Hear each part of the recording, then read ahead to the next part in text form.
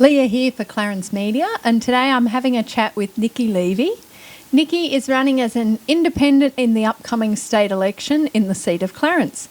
Thank you for taking your time to have a chat with me today. My pleasure. So, firstly, what inspired you to pursue a career in politics, and what are your core values that guide your decision making? Okay. I think my husband calls it mindless bureaucracy is the inspiration. And that's when... A little bit closer, That's thank you. when you are trying to get things done, because we have lots of different fields that we've worked in over the years, and there just seems to be obstructions everywhere, and you think, wow, why doesn't this work like this? Why doesn't that work like that? So we were putting in for water licences not long ago, and it took 4 departments. It took 12 months. It took a fee for every department and pretty much the same paperwork every time. And that's before you even start to put in an application for a board. That's just the licences. So when you strike that, and I work in lots of different fields. So I'm in education and I'm in corrections, and we're in farming, and I do native bees, and my husband does macadamias. And so it's just bureaucracy, bureaucracy, bureaucracy all the time. And I just often think I could make this so much easier for people. So trying to make things simpler is what you... Well, that's one core value, yeah. My real main core value that I sort of live by is kindness to everybody. And honesty is really important for me. I have Honesty the plant in my bedroom because it's... And I love that song, the Billy Joel song, Honesty, such a lonely word. Kindness, honesty, integrity, truth, they're things that are really important to me. Okay, fantastic. Now, the next one, I don't know, it might be a different one for you because a lot of the others that I've interviewed have been involved in local council and so on. What sort of policies, or I suppose we could say causes, have you championed in the past? Okay, so I've actually done a lot of policy work because I used to be an academic at the University of Western Sydney. And I was there for 10 years, but I was there 8 years as a tenured academic and ran the professional development courses and so on. So my area of my qualifications in education are to do with inclusion. So I did a lot of the early research in the 1980s and 1990s on inclusion. Yep. And definitely as an academic drove a lot of policy for teacher training. We used to run conferences and courses for education and for health. I was responsible with colleagues and other advocacy friends and parents for working with Virginia Chadwick, who was the education minister then, to get a support teacher in every school in New South Wales. So that's a fractional support teacher, not a full-time one. So that a lot of the work I've done is to do with disability, learning support, just general care and support of people. And how do you plan to promote economic growth and job creation in the Clarence electorate? And what policies would you support to achieve those goals? So when I've worked in a lot of businesses, so I've been a company director of 3 small companies. I've had a tourist park. We developed the park out at Palmer's Island, the Big Four. Yep. From nothing. It was a 0-rated park out there. So I've employed lots of people. We still employ in the farm. And I've also worked as an employee, and I've worked as a manager in lots of settings, education settings. I've worked in 9 correctional settings. Sounds like you've been a busy lady. I'm busy. I'm always busy. I'm always doing too many things at once. I like getting lots of things done. Ask a busy person. Ask a busy person. So as far as employment goes, when I look around the valley now and I talk to people and I listen to people, what I actually hear is that there are more jobs than we can staff. So the council needs workers. The coffee shop I was in the other day, I was at Patero's in Maclean, and they would run off their feet. And I said, look, you do a fantastic job here. And she said, we can't get staff and we can't keep them. And I said to her, you know, have you talked to the correctional centre? Because I was running the education out there. And when you run the education, you get to manage the traineeships and you get to manage the courses. And so you can have people in things like hospitality traineeships or I look at all the roads that need work around here, and the council doesn't have enough people to build those roads.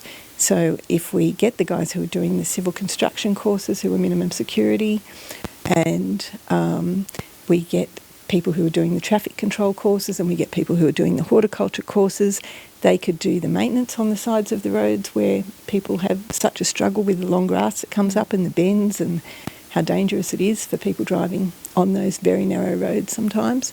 Get them maintained, get them upgraded, get the guys into traineeships.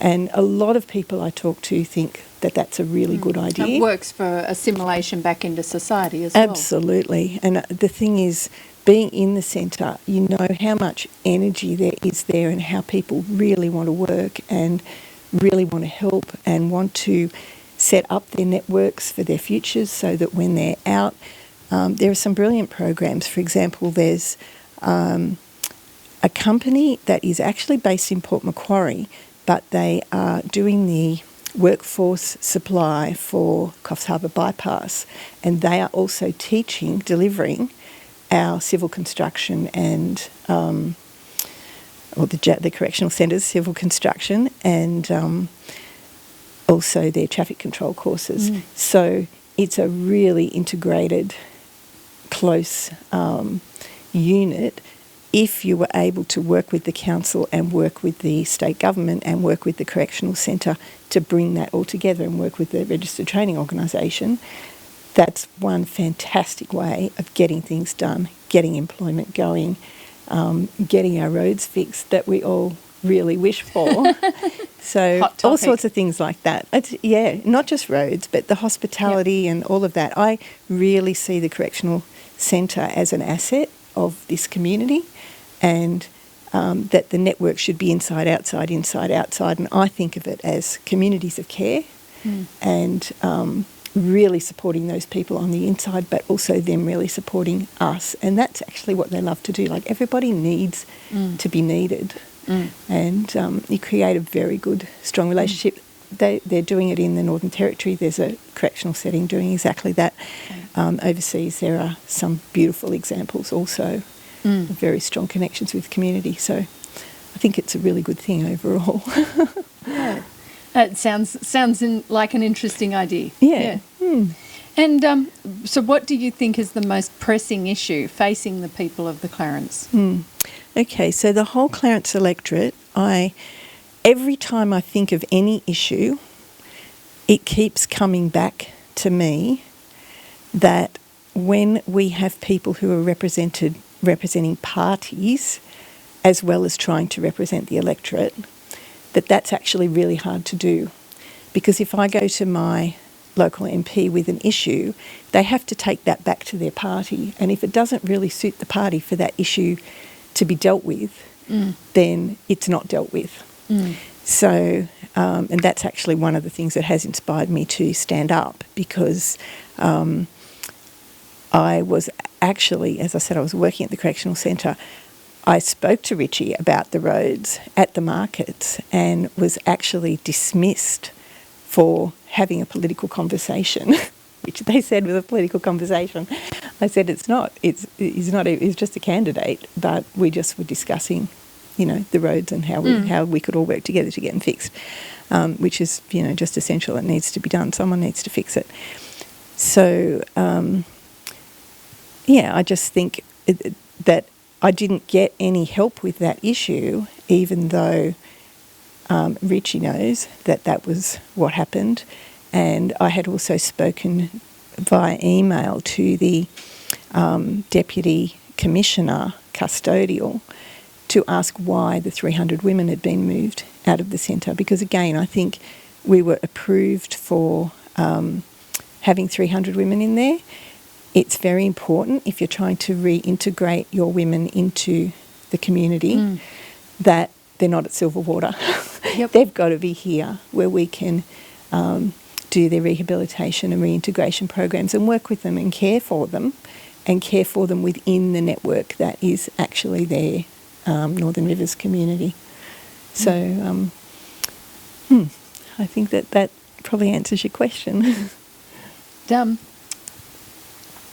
probably your background that you were talking about in terms of inclusion probably gives you some ideas for the next one. How do you plan to address the issue of political polarisation and bringing people from different backgrounds and viewpoints together? Yeah, well, it definitely does give me background for that. So for a start, I think being an independent is really important. And I've come to that conclusion over time because I used to, being a teacher, obviously I support a lot of the Labor values. Being someone who runs businesses and someone who is a farmer, I obviously support a lot of the National Party values. Being an environmentalist, I obviously support a lot of the Green values. But I do think all of those people are constrained by their parties. For example, if I was in the Greens, I would not be able to do the cannabis issue because I don't believe we should be legalising yet another substance like that. I think it's really problematic, especially when, having worked in the settings that I've worked in, I can see long-term effects that are very detrimental. So I would be stuck if I was trying to represent that party but really having a core value that went against one of their core values. Same thing with the National Party. I look at coal and I think, well, if you say you're supporting farmers, you actually can't be supporting the mining of coal, which when you sell it to China or India and they burn it, it heats the planet, it heats the oceans, it kills the things that we need. My bees melt at 42 degrees, so we're running around with towels on the hot days, wetting them and trying to keep them cool. You can't afford another degree of man-made heating the planet, if you know what I mean. So the question you're asking about how do you bring people together, I think as an independent, you can properly listen to all of the issues, not be constrained by having to go back through a party line and not be constrained time-wise. Somebody asked me yesterday, what do you think about having a policy on regeneration in farming and getting young people into learning about regeneration so that they can use farmlands that we have in more prosperous and long-term, more sustainable ways. And I said, I don't actually have a policy on regeneration, but we can write one.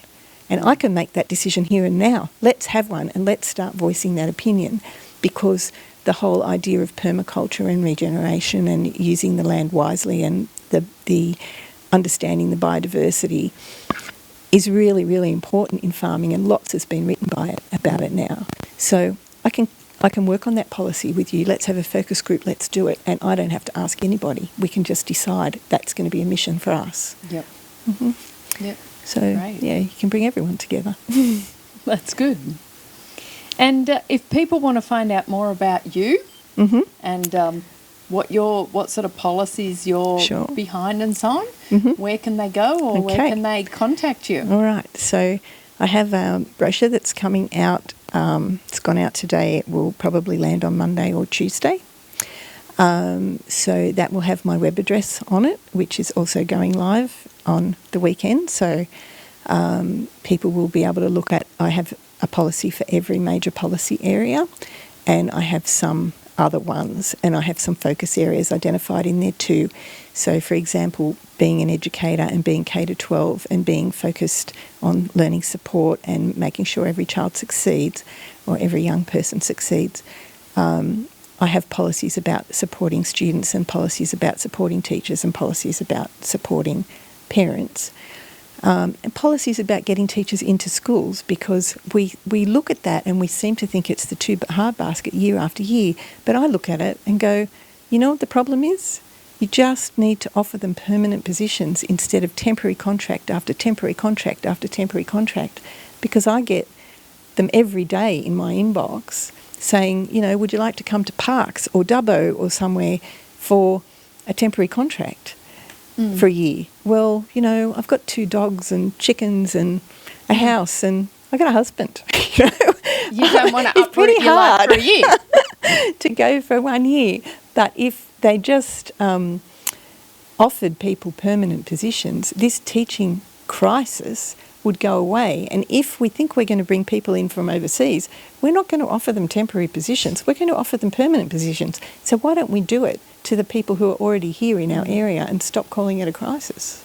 So there are policies, fine, pointed policies on things like that. Teachers on playground duty, never having time to have lunch, never having time to talk to a parent at lunchtime or to a colleague, and so on. All those things can be addressed to alleviate that difficulty that is perennial. We should fix it. You know, it's about seeing the elephant in the room and stopping and going, let's just fix that. Yep. So that then we can move on and have a bit more energy and smile at the kids during the day and not be so exhausted and really enjoy what we're doing. Yep. Okay. And is there anything else you'd like to add before we finish? I think probably the main thing for me, and I've written it on my hand so that I don't forget it, it's vote 1. You probably can't see that, but it's vote 1, Levi, Nicki. Okay. That's the thing I want you to remember. Independent, whatever you do, please vote independent, because as you can see, there's a wave happening across Australia. People realise that the parties are caught up by their obligations to the people who are funding them. And in some cases that's the coal lobby, and in some cases no doubt it's the cannabis lobby, and so on. So I don't have that. I don't take donations from anybody because I believe it leads to potential for influence and corruption, and I don't think that we should be looking through that lens. I think that we should be doing a lot of listening and a lot of doing and a lot of cutting through that mindless bureaucracy that we started out with. Okay. Well, thank you for your time today and good luck on the 25th. Pleasure. Thank you. Thank you. Okay.